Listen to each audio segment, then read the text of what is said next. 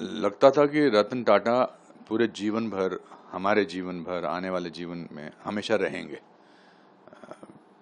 क्योंकि कुछ लोग, आप उनको हमेशा मिलते नहीं हैं, बट उनका एहसास देश के इंफ्रास्ट्रक्चर में नज़र आता है, देश के चैरिटी इंस्टीट्यूशन में नज़र आता है, देश के आबो हवा में नज़र आता है, अच्छाई में नज़र आता है। तो आज मैं कहूँगा कि देश ने अपना एक रत्न खो दिया है और उनका नाम था रतन टाटा। मेरी मुलाकात उनसे कुछ साल पहले लंदन में हुई थी। बकिंगम गेट में उनका एक ताज का होटल है, तो मुझे मिले थे और 5-7 मिनट तक बात करते रहे और फिर बोले कि आई लाइक योर कॉमेडीज़, आप I laugh when I see you sometimes, not very often but rarely I saw 1 or 2 comedies.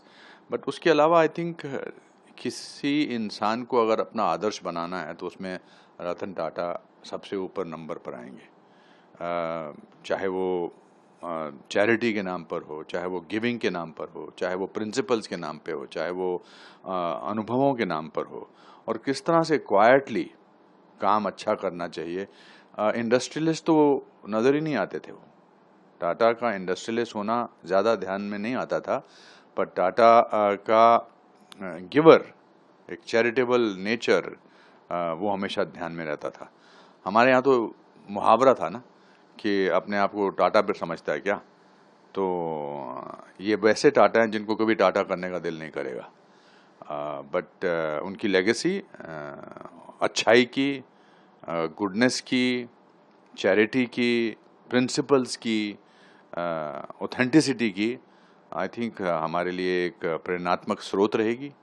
और उनका नाम हमेशा भारत में नहीं बल्कि पूरे विश्व में रोशन रहेगा, because he is a symbol of goodness, he is a symbol of efficiency, he is a symbol of principles.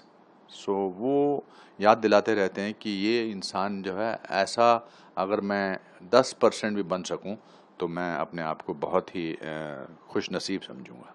बहुत बड़ी बड़ी कार कंपनियों के मालिक, पूरे देश में इतना इंफ्रास्ट्रक्चर उनका, और एक अचानक एक ताज में, एक छोटी नैनो में रतन टाटा जी आए अभी पिछले कुछ दिनों में। मैंने तो उनके इतने इतने किस्से सुने हैं कि वो अपनी गाड़ी में, छोटी गाड़ी में आते थे, कोई ऐसा उनका ऑफिस नहीं था, तो सिंप्लिसिटी, घर भी छोटा था। हाँ बिल्कुल, सिंप्लिसिटी का इससे बड़ा उदाहरण कहीं हो ही नहीं सकता है।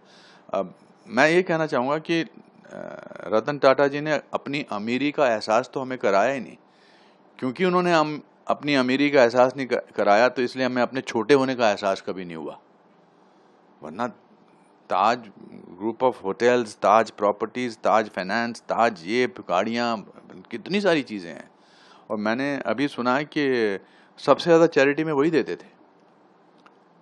His contributions and his families contribution is unbelievable. मतलब शब्द कम पड़ते हैं उनके बारे में बोलने के लिए। कभी कभी मौन जो है, कभी कभी चुप रहना जो है, वो ज़्यादा अच्छा लगता है कि ऐसे आदमी के बारे में मैं क्या बोलूं। But the good thing about is this, that वो शारीरिक रूप से यहाँ से गए हैं, बट उनकी अच्छाई जो है वो सदियों तक बरकरार रहेगी। And I am very happy that he was born and he was an Indian. ये बहुत बड़ी उपलब्धि है देश की।